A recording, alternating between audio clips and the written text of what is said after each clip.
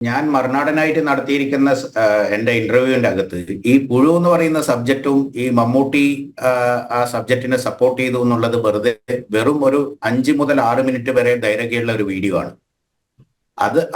ഒരു 3 മണിക്കൂറുള്ള 3 episode, almost ഓരോ എപ്പിസോഡും ഓരോ മണിക്കൂറിന്റെ അടുത്തുണ്ട് ഏകദേശം.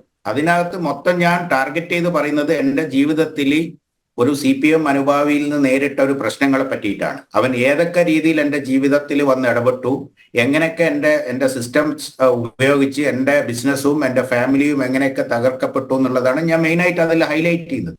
അതിനകത്ത് ഈ പുഴു എന്നുള്ള സബ്ജക്റ്റ് കയറി വന്നതാണ്. പക്ഷെ യാദർശികമായിട്ട് എന്താ സംഭവിച്ചിരിക്കുന്നത് വെച്ച് കഴിഞ്ഞാൽ അത് വളച്ചൊടിച്ച് ഞാൻ മമ്മൂട്ടിക്കെതിരാണ്, അല്ലെ മലയാള സിനിമയ്ക്കെതിരാണ്, ആ സബ്ജക്റ്റിനെതിരാണ് എന്നുള്ള രീതിയിൽ ഞാൻ ഇന്നലെ അത് വളരെ വ്യക്തമായിട്ട് ഇന്നലെ പറഞ്ഞതാണ്. എന്റെ ഡിബേറ്റിൽ ഞാൻ പറഞ്ഞതാണ്, ഇന്നലത്തെ ചർച്ചയിൽ പറഞ്ഞതാണ്.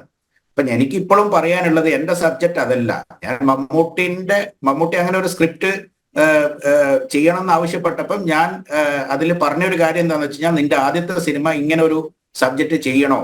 അപ്പം അവരെ കയ്യിലുള്ള സബ്ജക്റ്റ് അന്നേരം ചെയ്യാനുള്ള പ്രാക്ടിക്കൽ ഡിഫിക്കൽട്ടീസ് ഉണ്ട്.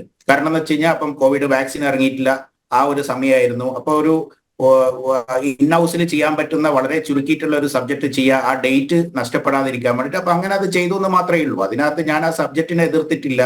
ആ സബ്ജക്ട് നിർബന്ധപൂർവ്വം ചെയ്യേണ്ടത് വന്നു. കാരണം അല്ലെങ്കിൽ ഡേറ്റ് നഷ്ടപ്പെടും. ആ ഡേറ്റ് നഷ്ടപ്പെട്ട് കഴിഞ്ഞാൽ പിന്നീട് ചിലപ്പോൾ ഒരു ഡേറ്റ് കിട്ടൽ വളരെ പ്രയാസമായിരിക്കും. കോവിഡിന്റെ വാക്സിൻ ഇറങ്ങി എന്നാണ് ഇനി ഇതൊക്കെ സംഭവിക്കുന്നതെന്ന് ഒരു ഐഡിയയും ആർക്കും ഇല്ലാത്തൊരു കാലഘട്ടമായിരുന്നു അത്. ഓക്കെ, പക്ഷേ അത് മാറ്റിവെച്ചും കൊണ്ട് ആ ഇന്റർവ്യൂ 3 മണിക്കൂറോളമുള്ള ഇന്റർവ്യൂവിൽ ഒരു 90% സബ്ജക്ട് പറയുന്നത് കാര്യങ്ങൾ അതിനകത്ത് ഞാൻ CPM-ന്റെ പല നേതാക്കന്മാരെ ആരോപിച്ചിട്ടുണ്ട്.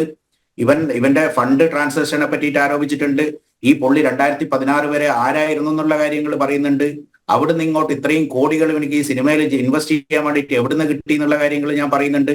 അതോടനുബന്ധപ്പെട്ടിട്ട് അവനെ സപ്പോർട്ട് ചെയ്തുകൊണ്ട് വന്നിരിക്കുന്ന PV അൻവറിനെ പോലത്തെ കാര്യങ്ങൾ വന്നിട്ട് ഞാൻ ഇന്നലെ പറഞ്ഞിട്ടുണ്ട്.